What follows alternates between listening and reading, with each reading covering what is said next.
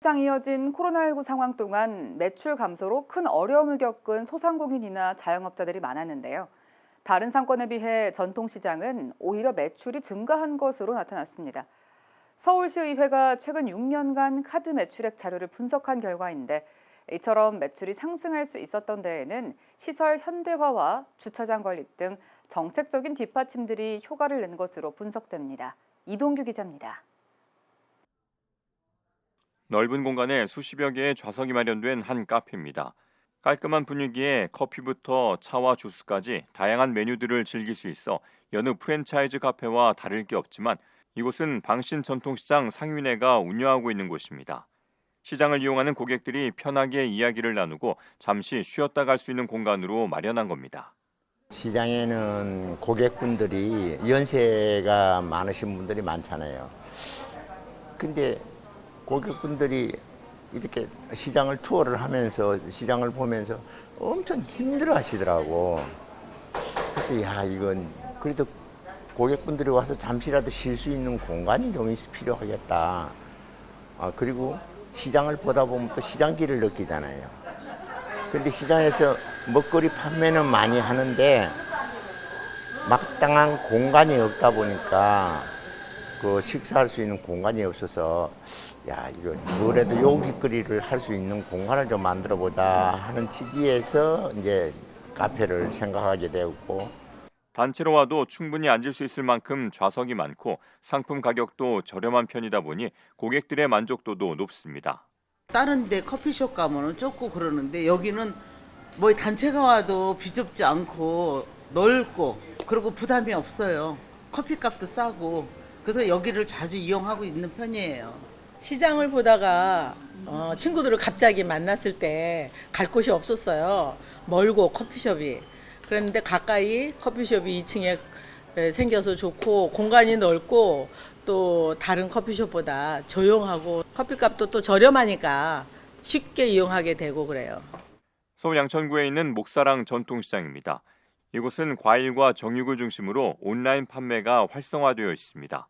코로나19 시대에 시장에 직접 나오기 힘든 고객들을 위해 배송 서비스를 해주고 있는 겁니다. 코로나 때문에 아무래도 조금 비대면으로 판매를 많이 하려고 온라인으로 웬만하면 살라고 하는 사람들도 많고 요즘에 이제 무거우니까 온라인으로 배달시키고 이거 하는 게 아무래도 편하게 생활 일상화가 많이 되는 것 같아요. 그래서 아무래도 신선도를 갖다 더 유지하려고 노력을 하고 온라인 판매는 거의 하자 없이 웬만하면 최대한 신선한 걸로 드리려고 노력도 하고 그런 게 있죠. 기본적으로 오프라인 판매를 하면서 온라인으로까지 판로를 확대하다 보니 상인들의 매출에도 도움이 됩니다. 지금 여기 시장에 계신 분들도 이제 오시는 분만 한계가 있어요. 비 오는 날 안 오시고, 날이 추우면 안 오시고, 먼 날이면 안 오잖아요. 근데 온라인은 그런 게 없으니까, 그런 면에서는 훨씬 장점이죠. 여기 장사만 하시는 것보다는. 특히 편리하게 이용할 수 있는 주차장이 시장 가까이에 조성돼 있어 이용자들의 만족도도 높습니다. 일단은 무겁잖아요. 근데 이제 만약에 주차 시설이 안 돼 있으면 뭐 잠깐 세울 수 있는 데라든지 그런 데를 세울 수 있다고 해도 되게 마음이 급해가지고 막 그냥 뛰어다니게 되거나 사실은 이제 무거운 짐 드는 게 되게 쉽지는 않거든요. 근데 주차장이 있으니까 그냥 굉장히 편하게 와요. 예. 일단은 이제 좀 무거운 짐을 안 든다는 게 너무 좋고. 전통시장들의 이 같은 노력과 변화로 코로나19 상황에서도 전통시장의 매출은 오히려 늘어난 것으로 나타났습니다. 서울시회가 2016년부터 2021년까지 카드 매출액 자료 등을 토대로 1,493개의 세부 상권과 63개의 세부 업종의 매출액 등을 분석해 서울시 상권 매출액 분석을 통한 소상공인 피해 추적 및 정책적 합의 빅데이터 보고서를 발간했는데 발달 상권과 골목 상권, 관광특구는 2018년을 기점으로 감소하며 회복이 더딘 반면 전통시장은 2020년부터 뚜렷하게 회복돼 지난해 총 매출액이 2018년 대비 19.4% 증가한 것으로 나타난 겁니다. 지난해 분기당 전통시장 점포 한 곳의 평균 매출액도 8,365만 원으로 명동이나 홍대, 강남역 등 부동의 1위였던 발달 상권에 육박하는 실적을 낸 것으로도 조사됐습니다.